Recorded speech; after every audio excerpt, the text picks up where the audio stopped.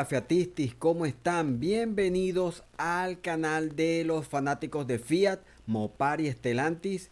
Bueno, sigo aquí experimentando con la plataforma de Twitch y bueno, gracias por estar aquí, gracias por el apoyo al primer video que se quedó grabado, digamos que era el segundo video de streaming aquí en la plataforma. Y hoy bueno, como les digo, estos son cosas como intempestivas, podríamos decir así, porque, a ver, decido casi que en último minuto que me voy a conectar.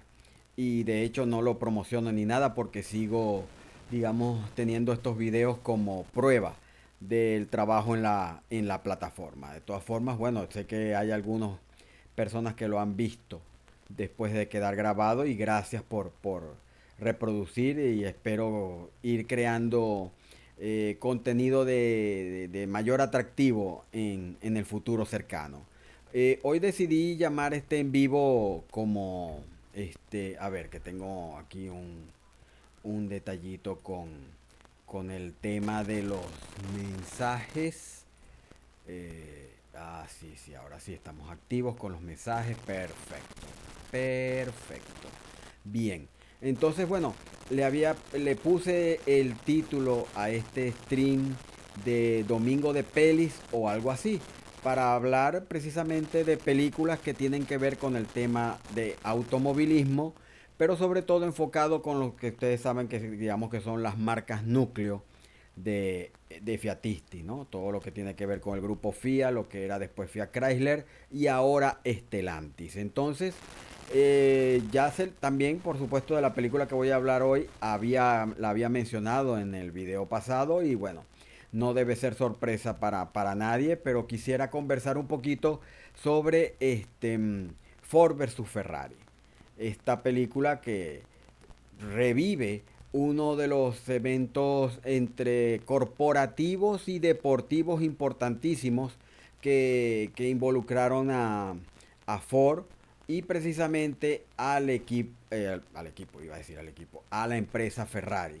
Recordemos que en esos años la, el equipo, vuelvo otra vez con lo del equipo, la empresa Ferrari estaba en una situación muy precaria a nivel económico, de hecho estaba prácticamente en bancarrota, estamos hablando de finales de los años 50 y principios de los años 60 del siglo pasado y tal como lo vemos en la película, Ford ve una oportunidad para adquirir Ferrari y cambiar un poco lo que era la imagen que tenían como fabricante de vehículos más bien del área del sector económico y para unos compradores un poco más conservadores. De hecho, me parece que es una de las cosas interesantes de la película es ver que en efecto comienza con este proyecto que llamaríamos como de marketing, de buscar comprar a Ferrari para tener digamos, acceso a un nuevo tipo de clientes y de público que de momento la empresa americana del óvalo azul no estaba consiguiendo. Entonces, obviamente, eh, está esa búsqueda de cambio de imagen y una de las acciones que promueve uno de los personajes de esta película es precisamente que se compre a Ferrari para darle un mayor caché, digamos, y hasta una mayor internacionalidad a lo que era Ford Motor Company. Entonces, bueno, digamos que se conjugan una serie de situaciones que hacen plausible digamos, esta adquisición.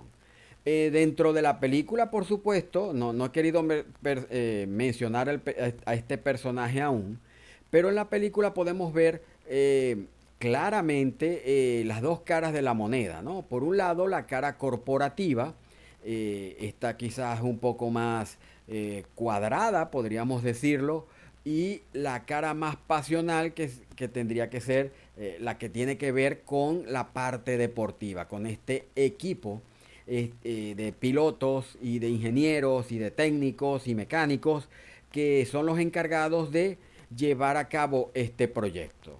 Claro, esta película también nos trae una nueva premisa, de la que ya se estaba hablando, pero digamos que la ponen como en primer plano, digamos, de una manera bastante clara, ¿no? Siempre se habló de que la situación del equipo Ferrari a nivel económico era la que había llevado a que se realizaran las negociaciones con Ford Motor Company. Y de hecho, Enzo Ferrari había dado como un sí preliminar a que se cerrara el acuerdo. Y se da la situación de que Ford, o sea, la gente de Ford asume que ya esto está cerrado y comienzan a tomar control de lo que eran las operaciones de Ferrari en Italia. O sea, cuando digo control, o sea, envían técnicos, ingenieros digamos, a analizar los procesos y ver cómo se pueden mejorar, porque recordemos que una de las razones que lleva a Ferrari a esta situación económica es que no tenían la capacidad productiva necesaria para poder mantener los costos del equipo de carreras. Recordemos que estas son épocas donde los temas de patrocinio no existían prácticamente, sino que los equipos tenían que tener dinero propio para poder, ¿cómo se dice? Desarrollar sus actividades, ¿no? En las carreras. Entonces, claro, no se estaban, no se estaban vendiendo suficientes Ferraris, no estaba entrando suficiente dinero, pero sí estaba saliendo suficiente dinero. Entonces, al tener ese balance negativo, obviamente Ferrari tiene que llegar a esta difícil situación de decir, bueno, tenemos que vender la empresa porque ya no la podemos financiar. Pero en esta película, y es a lo que voy, se plantea una nueva visión de esta situación. Y es que Enzo Ferrari nunca le quiso vender la empresa Ford. Que todo esto lo que buscaba era llamar la atención de Fiat de una manera muy sutil, ya sabemos muy bien que por cuestiones de orgullo, Enzo Ferrari no iba a llamar a Gianni Agnelli, en ese entonces el máximo líder del gigante industrial italiano, a decirle, oye, mi empresa está quebrada, ¿será que tú quisieras invertir aquí? Entiendo que desde esa perspectiva era todo ¿cómo se diría? Un montaje súper complejo, ¿no? O sea, irme a una negociación con Ford, hacer pública la negociación con Ford, eh, tratar de enviar como mensajes subliminales que llegaran a Fiat y después de o sea, forzar esta negociación al fracaso y que entonces Fiat llegue y venga al rescate. Que de ser así, o sea, que de que Enzo lo pensó de esta manera, bueno, eso fue evidentemente lo que ocurrió. Porque tan pronto Enzo Ferrari da por terminadas las negociaciones con Ford y Ford anuncia oficialmente que han terminado también todos los procesos de negociación con Ferrari, ¿qué es lo que ocurre? Que Fiat hace una oferta por Ferrari y en efecto compra la empresa italiana para que forme parte del grupo Fiat. Por supuesto, dejándole a Enzo lo que a él le interesaba, que era igual, o sea, igual él seguía siendo la cara visible de la empresa, pero que tenía total y absoluto control de la escudería. Porque recordemos que Ferrari es un equipo de carreras y Enzo Ferrari solamente aceptó a vender automóviles a clientes privados por la necesidad de financiar al equipo de carreras.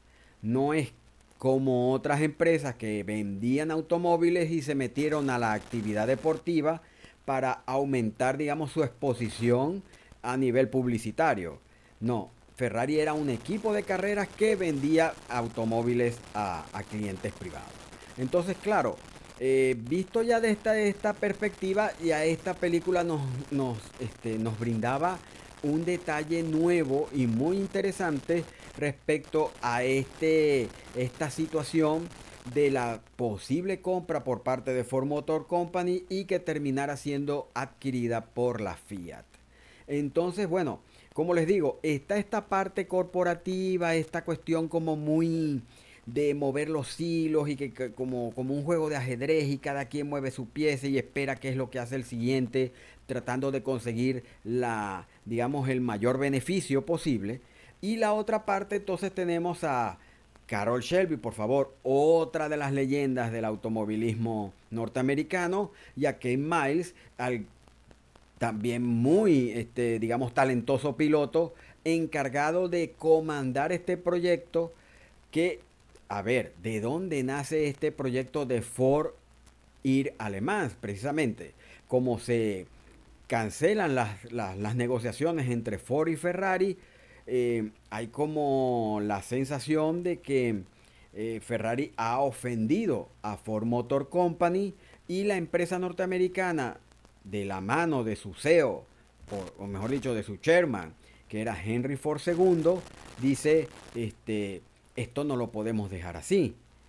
Tenemos que buscar alguna manera de, no sé si la palabra sea vengarse, pero sí de hacerle entender a Ferrari que no debieron haber hecho lo que hicieron. Y entonces, teniendo en cuenta que en ese momento Ferrari tenía un altísimo interés en las 24 horas de Le Mans, Ford decide que va a competir en las 24 horas de Le Mans con el objetivo de derrotar a Ferrari, digamos, en su campo de batalla. O sea, ellos van a ir a la batalla, pero a donde está Ferrari, para enfrentarse a ellos y derrotarlos allí como una suerte de devolución por el hecho de que no se concretara la compra de Ferrari por parte de Ford. Y de aquí nace el proyecto de Ford para ir a las 24 horas de Le Mans. Que sabemos también, aunque se muestra en la película, pero no se da mucho detalle, el vehículo que terminaría siendo el Ford GT40 es un proyecto inglés. Es un proyecto de un equipo inglés que lo estuvo desarrollando, pero obviamente no tenían todo el presupuesto necesario. Y aquí es donde entra Ford. Ford pone el presupuesto, pone a los ingenieros, pone a los diseñadores para llevar a este vehículo al siguiente nivel y que tenga la capacidad de vencer a Ferrari en una carrera de resistencia como es las 24 horas de Le Mans. Entonces, bueno, la película se va desarrollando con estas premisas. Tenemos el enfrentamiento del mundo corporativo, digamos, del mundo que podríamos quizás como etiquetar como el racional, con el mundo emocional, deportivo. Esa famosa escena de las carpetas pasando de una mano a otra, tratando de digamos, de mostrar de manera visual lo que era ¿cómo se dice? La burocracia que tenían las grandes corporaciones norteamericanas y que se necesitaba ser mucho más ágil que esto a la hora de asumir un proyecto deportivo. Bueno, es súper interesantísimo. La persona que no había querido nombrar, bueno, que ya se los dije, que es Lee Iacocca, es el hombre que en ese momento estaba manejando el marketing de Ford. De hecho, él se convierte en uno de los líderes del proyecto de, de llevar un vehículo ganador a las 24 horas de Le Mans. Y recordemos que Lee Iacocca terminó siendo CEO de Ford Motor Company debido a sus acertadas decisiones a nivel de productos y de mercadeo. Recordemos que él es el padre del Ford Mustang, uno de los vehículos más exitosos de esos años para Ford. Y bueno, no solamente eso, sino también del Lincoln Mark III. Y como les digo, llegó a estar en el tope de lo que era Ford Motor Company. ¿Y por qué toca aquí el tema de Fiatisti? Porque recordemos que, bueno, él fue el que comandó a Chrysler en su proceso de recuperación después de que cayera en bancarrota a finales de los años 70. Entonces, claro, tenemos a esta figura aquí en esta película, a Lee Iacocca. Tenemos a este señor, al vicepresidente de Ford, que lo pusieron como el malo de la película, que me acuerdo que el apellido era Bibi, y por supuesto a una figura que era, que metía miedo, por decirlo de alguna manera, que era Henry Ford II, ¿no? El nieto de Henry Ford, nada más y nada menos, un hombre que manejó durante muchos años lo que fue Motor Company con sus aciertos y desaciertos, en una época que fue bastante complicada para la marca americana. eh, y bueno, pero marcó época y de hecho dicen que hay una anécdota que cuando estaban construyendo la sede de Ford, el famoso edificio en Dearborn, Michigan, estaban como viendo las obras y uno de los arquitectos o ingenieros le dijo, bueno, y aquí estamos ya levantando el cuartel general de Ford. Y dice que, o sea, eso se lo dice a Henry Ford II y dicen, según esta anécdota, que Henry Ford II vio le dicen esto y le dice, no, o sea, el cuartel general de Ford está donde yo esté. O sea, que él era el cuartel general de Ford, por decirle algo. Entonces imagínense una figura con un ego bastante grande, que después cuando vemos un poco la historia de Lee Iacocca, también entendemos que él era un hombre con un ego bastante grande y se puede entender cómo es que, bueno, después de estas, digamos, de desarrollo exitoso para ambos, los roces entre ambos terminan minando la relación y de hecho Lee Iacocca se va de Ford de alguna, podríamos decir, de mala manera. Y tanto es así de que él le dijo a sus allegados que ya no quería saber nada de la industria automotriz. Sin embargo, eh, fue tentado por este proyecto ambicioso de querer de recuperar a Chrysler después de esa quiebra. Y él se convirtió en un pilar importantísimo en lo que fue la recuperación de Chrysler Corporation. Recordemos que en esa época Chrysler cambió rotundamente, compró Lamborghini, compró American Motors, quedándose con Jeep, viendo el valor de Jeep para la marca en sí y que ha sido la gallina de los huevos de oro, como les digo, para Chrysler Corporation, para Daimler Chrysler, para Fiat Chrysler y ahora Stellantis. Y esa visión la tuvo Lee Iacocca en su momento y lo vemos como tenía esa visión más o menos cuando él dijo debemos comprar Ferrari. Entonces, claro, como les digo, no es una simple película de, de las carreras y los vehículos en las pistas y los choques y un poco de drama, ¿no? Sino que también tenemos esta parte que me parece a mí muy rica, muy interesante, de los que podríamos decir hasta los tras cámaras que llevaron a este proceso en el que Ford en efecto logra, después de un arranque un poco complicado, con problemas de fiabilidad y todo eso, llega el año 1964 y consigue la victoria en Le Mans para decirle a Ferrari, ok, no quisiste venirte con nosotros, ahora nosotros te derrotamos en tu terreno.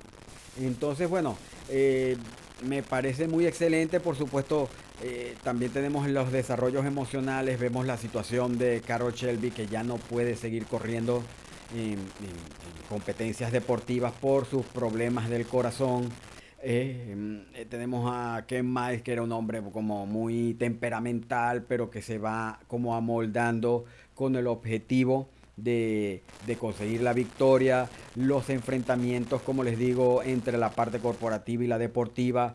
Y claro está, aquel extrañísimo desenlace de esa carrera de Le Mans, donde Ken Miles había cruzado de primero, pero que por una interpretación del reglamento, como Ford quiso que los tres vehículos que ellos tenían en pista cruzaran juntos, eh, consideró entonces la organización de Le Mans que Ken Miles no había ganado porque el que había ganado era el vehículo que manejaba, por cierto, nada más y nada menos que Bruce McLaren, eh, porque había recorrido más metros por una cuestión de la ubicación donde estaban en el punto de salida, con la entrada, que si entonces estaban parejos, pero realmente si estaban parejos había recorrido más, y entonces Le Mans lo gana el que recorre más kilómetros, total que Ken Miles no pudo ganar la carrera, o sea que un final dramático y que lo dejó a uno con un mal sabor de boca,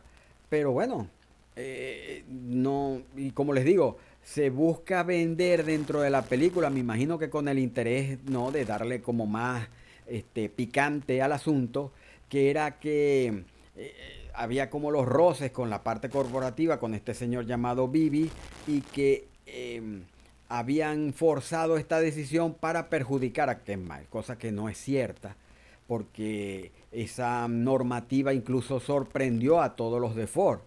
Nadie se esperaba que el desenlace de la carrera se iba a ver eh, cambiado por esta situación.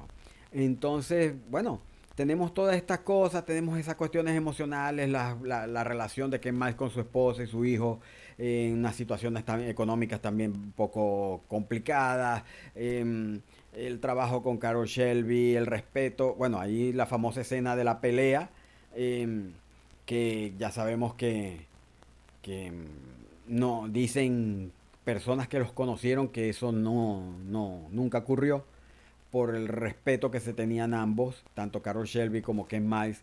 Pero bueno, también entendemos que estas películas se toman sus licencias creativas en aras de hacer una historia más, más interesante y más atractiva visualmente para los espectadores. Pero es algo que, como entendemos que estos no son películas biográficas con una, digamos, una rigurosidad histórica muy marcada, no las podemos tomar como la referencia.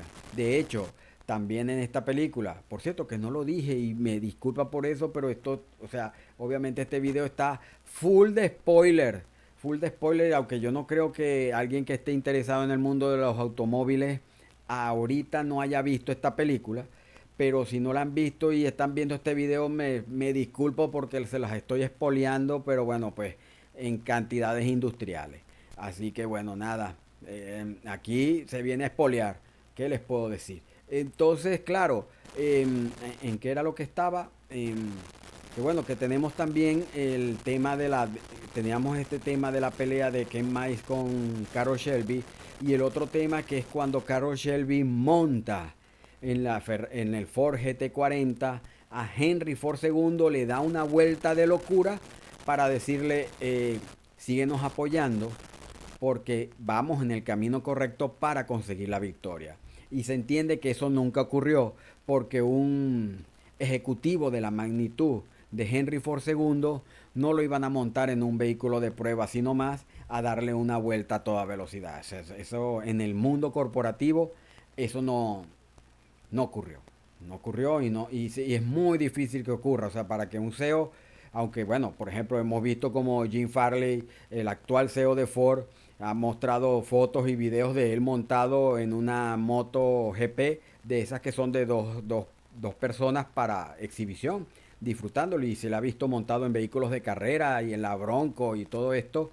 Es muy complicado, muy difícil porque se entiende que esta es la persona que es la que maneja la empresa, sobre todo en este caso que estamos hablando que es un miembro de la familia Ford, con, o sea, estamos hablando del máximo representante de la familia dentro de esta empresa que si bien ya es pública, de las especificaciones norteamericanas, no, o sea, sigue siendo de alguna manera la familia Ford sigue formando parte importante de lo que es Ford Motor Company.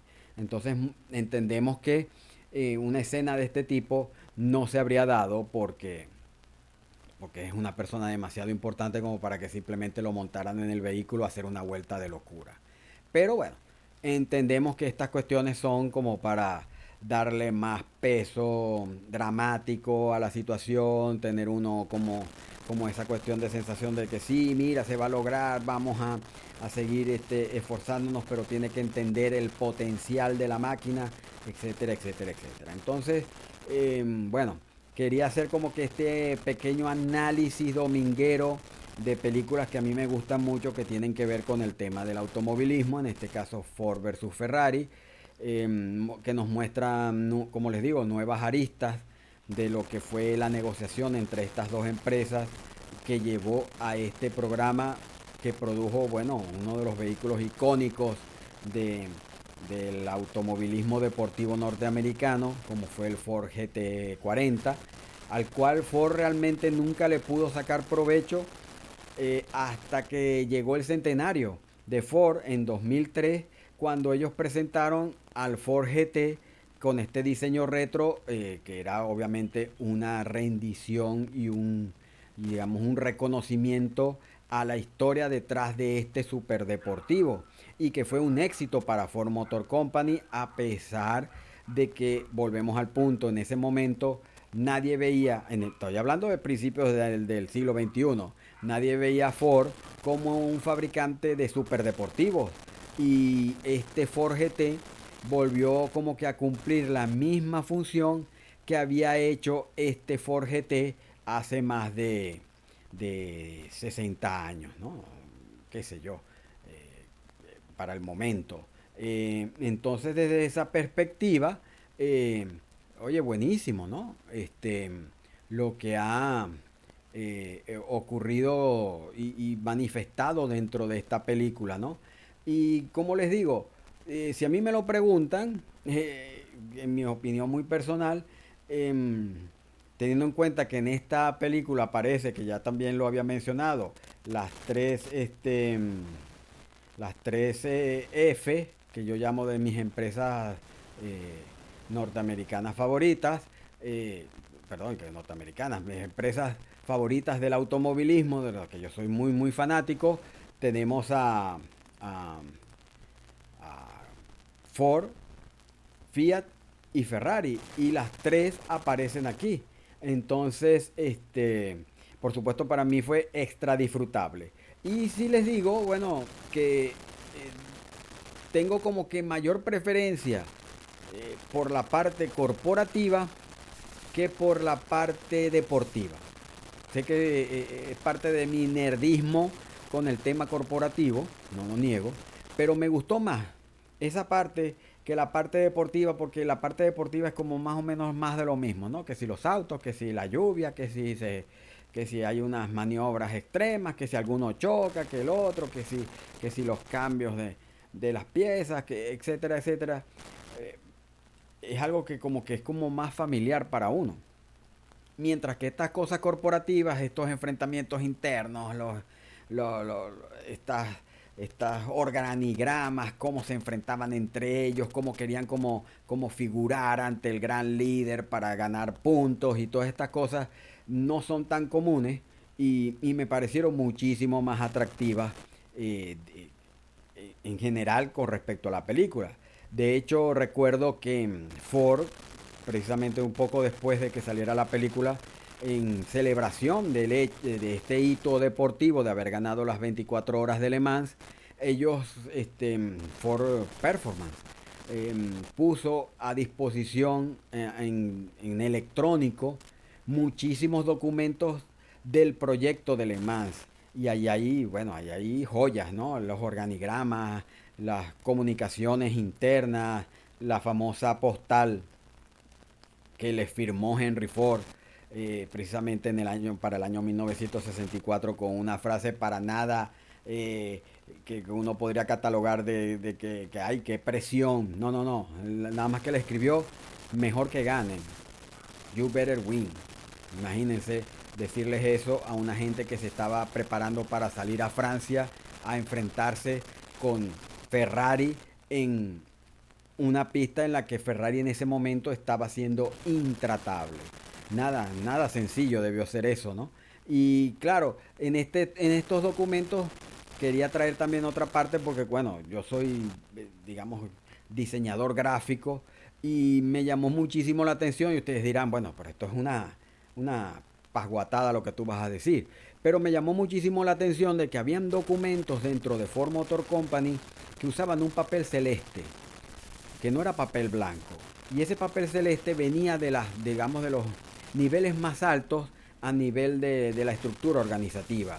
¿Y por qué me llama la atención? Porque a mí me parece, claro, estamos hablando de una época totalmente analógica.